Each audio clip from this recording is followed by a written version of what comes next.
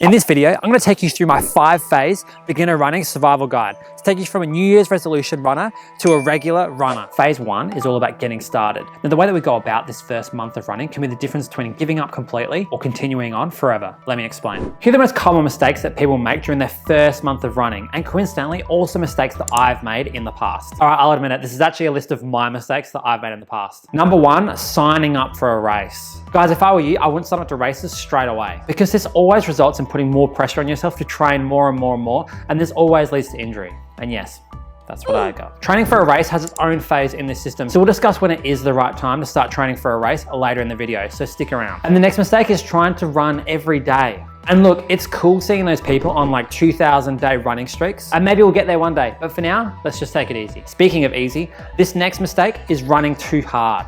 This is a very common mistake, and it makes running a sufferfest at the start. So here's lesson number 1 for you. Okay, running paces explained in 30 seconds or less. Running paces, or the speed that we run, is different for every person. But the interesting thing is that we all perceive effort the same way. And the way that we use this is by running an easy pace. Now, the way that we know if our running is easy is if it's conversational, meaning that we can maintain a conversation with someone whilst we're running. So during your first couple of runs, make sure your running is easy and conversational. There are other paces higher than conversational pace, but we'll talk about those later in the video. Anyways, I've been looking at getting some footwear this month, but don't be talked into getting some super expensive, overly priced carbon fiber shoes. Remember, we're starting messy. I bought these shoes for $30 and I use them in some of my runs because they're just comfortable.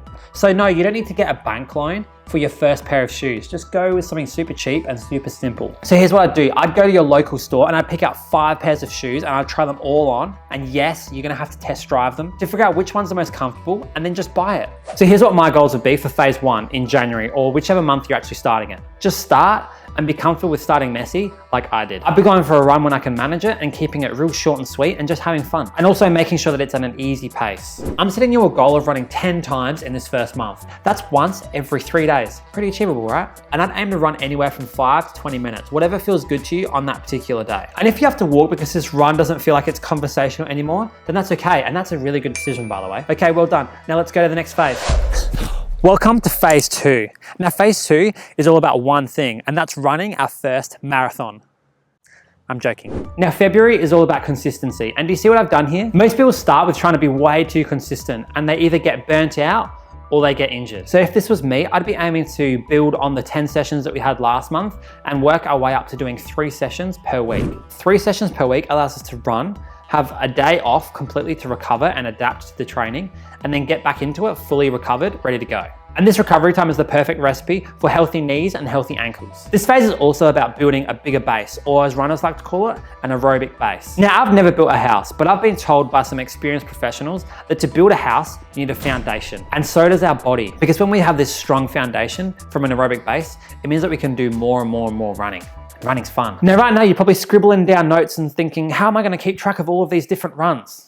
Well, we'll get to that now. When I first started running, I used the Strava app to record my runs, measure my paces, and let everyone know that I was running and that they could give me as much kudos as they wanted. And at this stage, I just wouldn't even worry about a watch. Beginner runners often have a big financial investment up front in terms of shoes and clothes to get themselves going. And I just think adding a watch on top of that is just way too much of a financial investment, especially if you don't know if you're gonna continue running in the long term. It's probably just not worth it yet. So if I were you, I would have 12 to 13 sessions of running done each month, aiming for about 15 to 20 minutes of running in each session. See? Less messy, more consistent. And if you were to add up all of this running for the whole month, you'd have around 200 minutes of running. And if you're like me, that's 200 minutes of having the same song stuck in your head over and over and over in every run.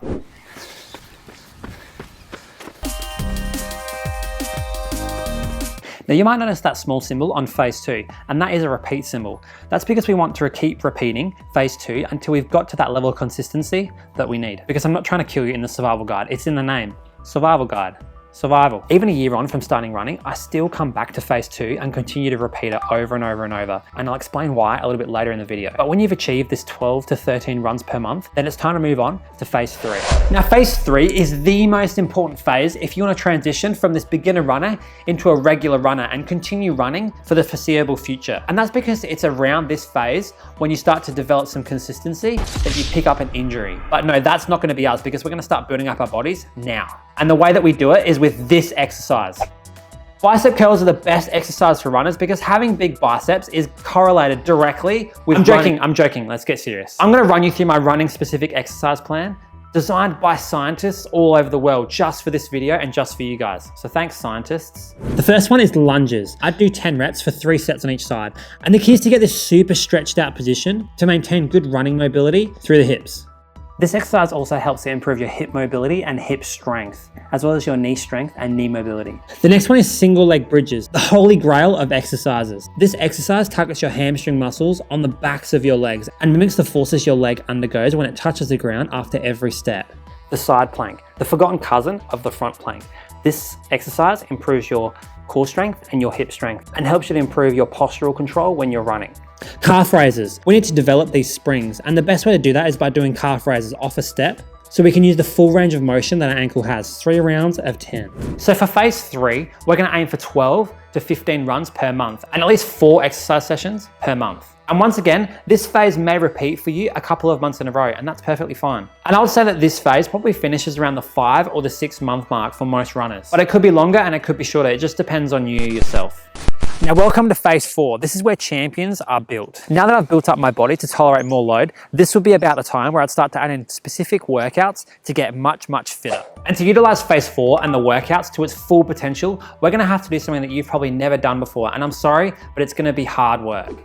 I need you to run a 5 kilometer time trial where you run as fast as you can for a 5 kilometer distance. I know, horrible, right?